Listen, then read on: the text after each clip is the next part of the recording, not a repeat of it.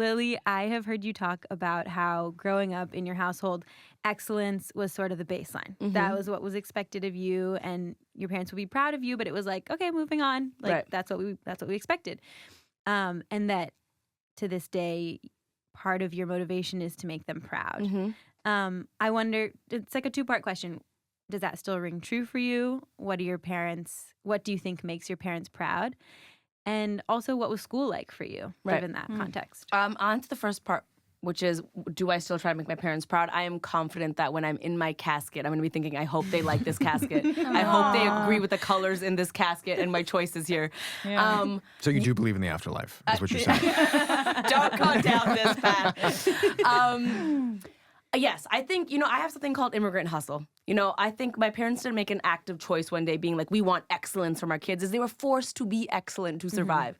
They immigrated from India. I think my dad immigrated in 1972, had to work a million jobs, a classic immigrant story, but like, they were focused on making sure they can make it, that they could provide. And that takes a certain level of resilience and striving for excellence. And so it comes from a place of just wanting us to be okay. But yes, I think I really do have that embedded in me. At risk of sounding like I have an ego, I'm an extremely hard worker. Like I really struggle to find people that can work as long and as hard as I do, because I really do have something that I've gotten from my parents that's just like, you got to do it. You got to get up. I don't have that. I'll give you a small example.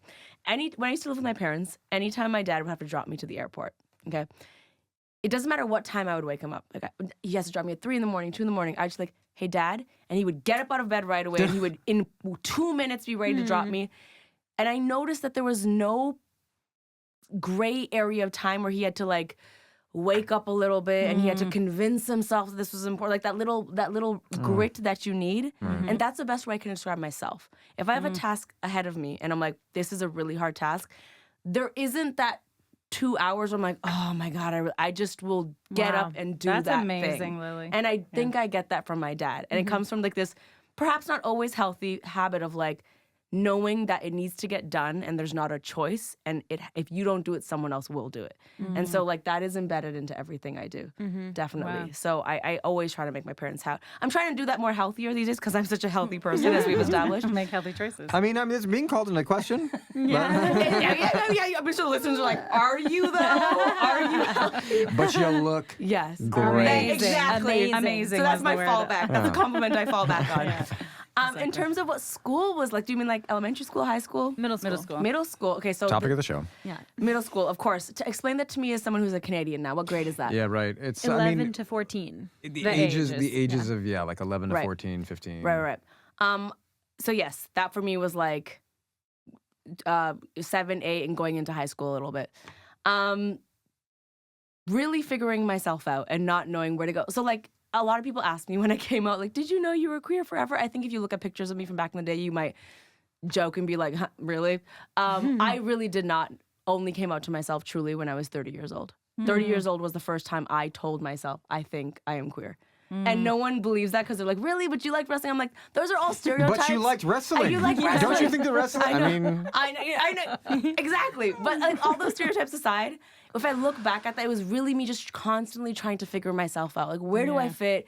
Am I Indian enough? Am I being a good Indian? Am I not? Are my parents proud of me? Am I too girly? Am I not girly enough? What should I wear? Like, every day I remember getting ready for school and being like I would have these conversations with myself. Like, I guess I wore this, like, I wore baggy clothes for a lot of the days. I guess today I'll wear, like, tighter pants today. Just so I can feel like I know what I'm doing a little bit. But that was what school was like for me. But I also will say, school is where I learned that I loved entertainment.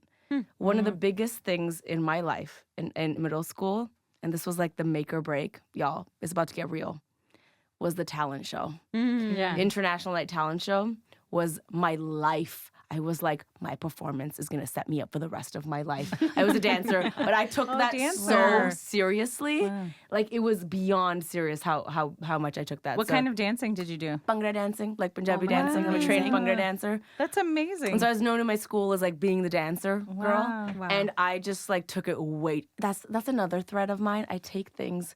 I can't do anything casually. Commit. That's pretty clear. I can't. Yeah, you're like, we get it. No, not just here. In all of your content. In everything. It's just like I have to do it to the upteenth degree, or else I just can't do it. Yeah.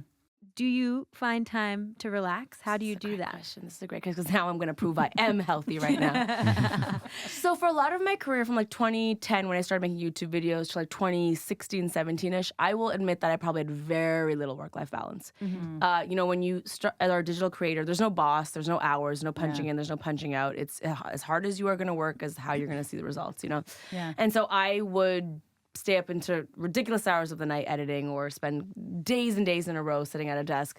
I can't necessarily say, and this is going to be an unpopular thing I perhaps say, I can't necessarily say I regret that because I do not believe I would be where I am right now if I didn't do that. Yeah. And I do think there's a certain age where you like have to have that grit and you're starting something, you're trying to climb a ladder.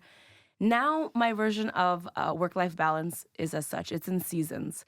I think it's a delusion to believe that you can have that every day.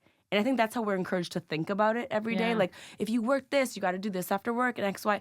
In my industry, that's just not possible. It's not possible It's in this not industry possible. at all, actually. Exactly. You have to, it is seasons, Exactly. You're right. Yeah. It's not, and I think people have kind of judged me to be unhealthy because I'm like, oh no, I'm shooting and I cannot hang out with you for the next 3 months because I will do nothing else. And people that are not in the industry will be like, that sounds really unhealthy. But I'm like, no, because after that, I'm going to go on a very long vacation where I do nothing. And we're forced into that schedule. It's not possible to the whole, I'm going to rap set, go home, meditate, yada, yada. I do try to meditate every morning and I still do that, but you can't have that. That's not a level. balance, though. That's clinging on to the bare minimum. Trust me. I do that every day. Yes. It's not, Right. I'm not okay. I am. I never said I was okay. Yeah, I'm not okay. I am okay. Yeah. Because I get the bare minimum of meditation and prayer every day, you know, with the extreme schedule that will come. But I'm not like thriving because Absolutely of it. not. I'm hanging on. Yeah. You know? Exactly. But I think it's in seasons. You know, I accept that. Like, for example, I'm on a press run right now. I've had a very, very tiring day, except for this because this is awesome. Yeah. Sure. But Well, no, that sounds like that's the energy drink. I mean, it's still pretty full. It's still pretty full. Sometimes all you need is that first sip, I find. Why are you twitching, It's 90% Lilly? placebo, let's be real. It's almost all placebo. But yeah, you know, so it's in seasons. Yeah. Lilly, we have a couple of questions we ask every guest. Please. Can you share an embarrassing story from your tween years? Ooh, for my tween years. How embarrassing are we going here? There's so As many different embarrassing as you're directions. willing to get. I mean, okay, I'll tell you about a time that I was like, when I think about it, I want to die inside. Oh, yes. Yeah, you're like, yes, Yeah, let's relive that's that far we trauma. want you Like, to are we go. recording? Is everything? Okay. And I really hope these people are not listening to the podcast. They're probably not. Name them. The surname. We'll find out. We'll check. I was hanging out with, it was my, I think, ex-boyfriend at the time, actually, and a bunch of his friends. And okay, of course, there's a group of dudes again. And I was hanging out. I dropped by to say hi. They were playing a bunch of games. And he was trying to get me to stay longer. And I was like, I don't want to stay longer. I have things to do. And I don't want to hang with my ex right now. Like, it was like a weird thing. So anyways, the configuration was I was standing at the table. And they were all sitting on the floor around the table. And he was trying to get me to stay. And I said no. And so he yanked at me and he yanked my pants. Oh, no. And they completely came down. Oh. Including underwear. Including underwear. Oh, jeez. I I'm know. sorry. Luckily, my shirt was long, but I'm Right. pretty sure. Along the Rock Yeah. Johnson shirt. Yeah, exactly. I'm pretty sure they saw some butthole. Oh, my goodness. Lilly, that it feels like at that age that could be traumatizing. It was. How did I you think feel? they saw some butthole. Please say butthole again. And you know what? And then I went home. And I looked in the mirror and I like redid the Just see configuration. what they could see? And I pulled down my pants to be like, what did they see? At what angle did they see? How much butthole did they see? No. Did they see pubes? Like, I wanted to know. I wanted to know. So I had to keep reliving it Yeah, over and I over feel again you. just to like, you know, look at them. They're laughing Yeah. over there behind the glass. Like, Yeah. I it was saw a them whole first. thing. They were like, Yeah. He felt so bad about it. Of course you And did. you know what I will say at that age, you know what I really respected? I saw, because I turned around quickly and I pulled him up, and I saw actually him be to like to his friends like, do not make a, do That's not. actually... And I was like, yeah. are we going to get back together right now? And he's like, well, not after that. No. yeah. But I remember being Am I falling in love mortified. with you? No, that's mortifying. Mortifying. Yeah. Like, yeah. that's rough. Yeah, that's... Did you have a hard time Yeah. making eye contact with them Just in one more the, time. in the Just days say it one more after?